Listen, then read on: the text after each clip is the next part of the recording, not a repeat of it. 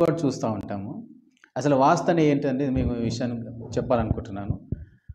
వాస్తు అంటే ఒక పురాణంలో ఇలా రాయబడింది. వాస్తు పురాణంలో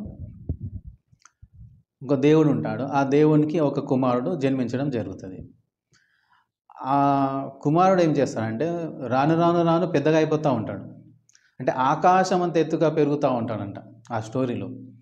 అప్పుడు దేవుళ్ళు దేవతలందరూ భయపడి ఇతడు మన అందరినీ తినేస్తాడు, మనం ఏం చేద్దాము అనే ఒక ఆలోచనతో వారు ఏం చేస్తారంటే ఒక 8 మంది దేవతలు అతని మీద పడి అతని బోర్లా బొక్కలో పడివేసి అతని మీద 8 చోట్ల కూర్చుండిపోయారనమాట. అంటే ఇతడు ఎప్పుడు ఇక పైనికి రాకూడదు, లేవకూడదని. అంటే శాశ్వతంగా వారు అతని మీదనే కూర్చొని ఉండాలి. అతడు లేస్తే మనం తినేస్తాడని భయంతో అన్నమాట.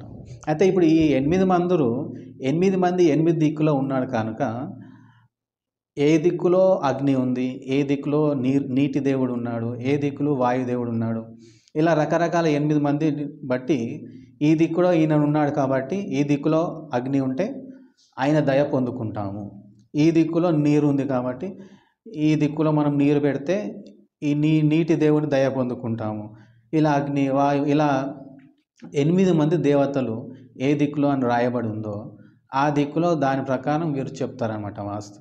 అంటే వారి యొక్క దయ పొందుకోవడానికి.